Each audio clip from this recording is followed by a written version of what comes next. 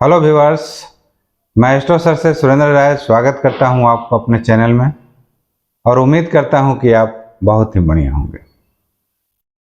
मित्रों, किसी भी कुंडली के लिए तीन भाव बहुत ज़्यादा इंपॉर्टेंस रखता है।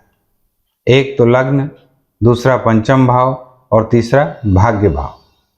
लग्न से हम अपने शरीर को देखते हैं, यदि हम तन से अच्छे हैं, शरीर से अच्छे हैं। पंचम भाव से हम अपने बुद्धि को देखते हैं, यदि हम बुद्धि से भी अच्छे हैं। और नौम भाव को भाग्य से देखते हैं, यानी वह भाग्य का भाव है। तो जिसका तन अच्छा हो, शरीर अच्छा हो, बुद्धि अच्छा हो और भाग्य भी ऊपर से अच्छा हो, तो वह व्यक्ति हमेशा उत्थान की तरफ ही रहेगा।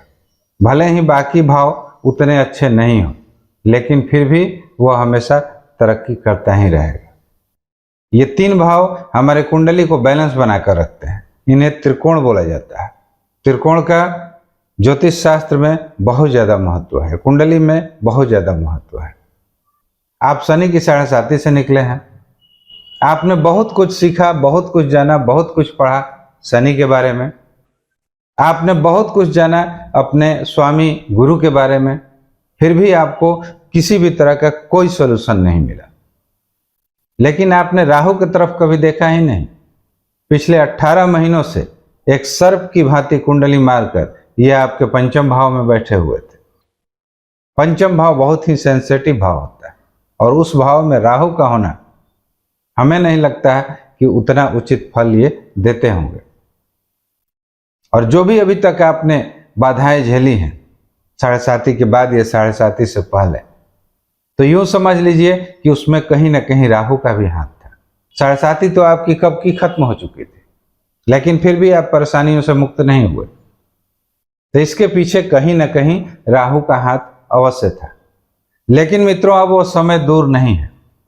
इस 30 अक्टूबर को राहु राशि परिवर्तन कर रहे हैं। ये आपके पंचम भाव को छोड़ रहे हैं और ये आपके चतुर्थ भाव में जा रहे हैं और अगले 18 महीनों तक ये आपके चतुर्थ भाव में ही रहेंगे। तो ये चतुर्थ भाव में क्या फल करेंगे 18 महीनों तक, ये जानने से ज़्यादा आपको ये जानना जरूरी है कि ये पंचम भाव को जब छोड़ेंगे तो उससे आपको क्या बेनिफिट होगी। तो मैंने कुछ पॉइंट्स लिखे हैं जो मैं आपको बता रहा हूँ कि ये जब पंचम भाव को छोड़ देंगे तो 10 दिन आगे 10 दिन पीछे ये कुछ ना कुछ बेनिफिट आपको अवश्य देंगे। तो सबसे पहला पॉइंट, जब ही ये राहु उतरेंगे आपको ऐसा लगेगा कि मेरे सिर के ऊपर से बहुत बड़ा बोझ उतर गया। अब आपको नए नए आइडियाज आने चालू होंगे, नए नए विचार उत्पन्न लेंगे। दुनिया में जितने भी बड़े बड़े चीज बने हैं वो किसी न किसी विचार के ही देन है, किसी न किसी के आइडियाज के ही देन है। तो यदि आप जीवन में तरक्की करना चाहते हैं, आपके जीवन में अगर नए आइडियाज नहीं आए तो आप उस काम को परफॉर्म नहीं कर पाइएगा। तो राहु के हटते ही आपका पंचम भाव एक्टिव होगा और जब एक्टिव होगा तो निश्चित ही आपके अंदर एक आइडिया जन्म लेगी, एक नए नए विचार आएंगे। आपके सिर के ऊपर से लगेगा कि एक बहुत बड़ा बोझ जो था वो उतर गया।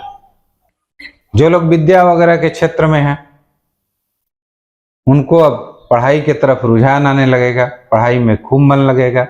जिनका रिजल्ट अवेटेड है उनका पॉजिटिव रिजल्ट भी आ सकता है। जो लोग संतान को लेकर चिंतित थे उनकी चिंताएं भी दूर होगी। उन लोगों के रिश्ते भी सुधर सकते हैं जिनका ब्रेकअप हो गया था।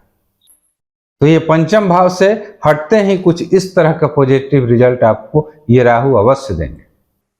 दूसरा बेनिफिट आपको अपने भाग्य को लेकर होगा। आपके भाग्य के बंद दरवाजे खुलने लगेंगे, धीरे धीरे ही खुलेंगे लेकिन खुलेंगे अवश्य। पिता का स्वास्थ्य यदि आपका खराब रह रहा था तो उसमें आपको सुधार देखने को मिलेगी। धर्म से यदि आपकी अरुचि हो गई थी, पूजा पाठ में आप उतना अब मन नहीं लगा रहे थे, आपको ऐसा लग रहा था कि ये सब बेकार है, तो उससे आपको अब रुचि जागेगी। हो सकता है कि कुछ आपकी तीर्थ यात्राएं भी हो जाए। आपके भाग्य के दरवाजे निश्चित तौर पर खुलेंगे और जब भाग्य के दरवाजे खुलेंगे तो आपका सारा रुका हुआ काम स्वतः होने लगेगा।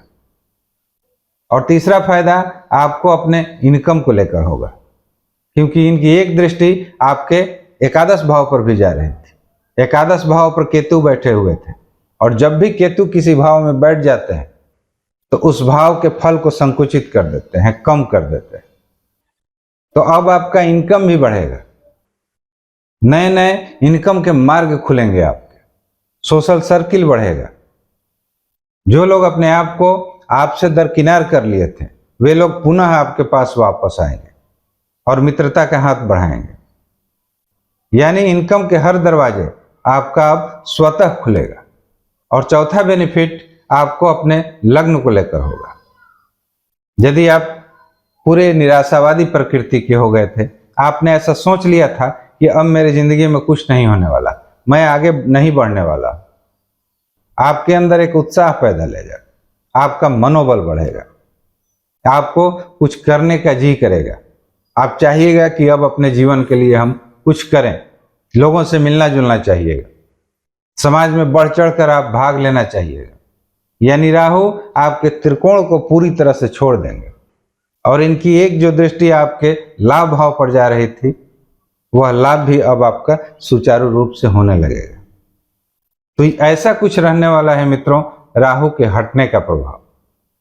अब हो सकता है कि राहु के हटने के 10-20 दिन बाद ऐसा घटित हो, या अभी से आपको कुछ ऐसा आभास होने लगा हो, ऐसा भी हो सकता है। लेकिन ये राहु के हटने से इतना शुभ फल आपको अवश्य मिलेगा।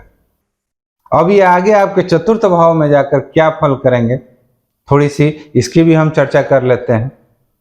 तो पूरी उम्मीद है कि राहु यहाँ पर अच्छा करेंगे, क्योंकि ये जिस जिस नक्षत्र से गोचर करेंगे उसमें राहु कंफर्ट रहते हैं, अच्छे रहते हैं, उनके मित्र का नक्षत्र है। तो ये आपके चतुर्थ भाव में जा रहे हैं।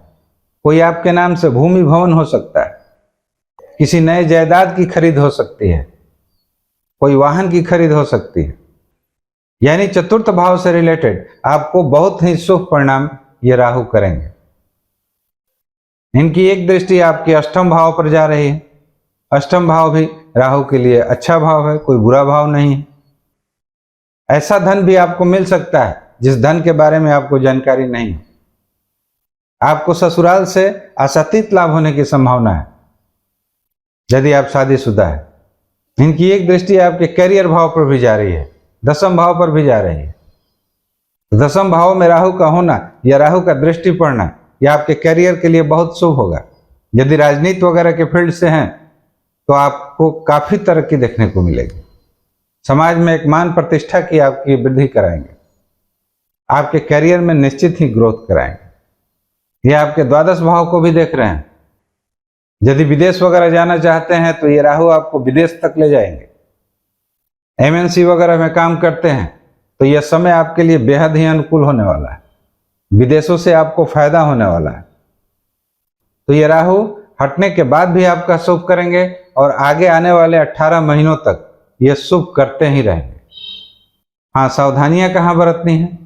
तो सावधानी, यदि आप विदेश वगैरह जा रहे हैं, कोई एमएनसी कंपनी वगैरह आप ज्वाइन करने जा रहे हैं, एक जॉब छोड़कर दूसरे जॉब में स्विच करने जा रहे हैं, तो वैसी स्थिति में आप कोई डॉक्यूमेंट वगैरह पर यदि आप सिग्नेचर करें तो काफी सोच समझ कर करें, क्योंकि ये राहु है। हो सकता है कि कहीं आपके साथ धोखा हो जाए। तो इस चीज को लेकर आपको थोड़ा सा सावधानी जरूर बरतनी है। खास करके कोई भी लंबा एग्रीमेंट यदि आप कर रहे हैं तो उसमें आप काफी सोच समझ कर काम करें। बस इतनी ही सावधानी आपको बरतनी है। बाकी राहु ये चारों तरफ से आपको फायदा पहुंचाएंगे। हाँ, यदि इन 18 महीनों में आप राहु का कोई उपाय वगैरह करते रहें तो यह आपके लिए बेहद ही अनुकूल होगा।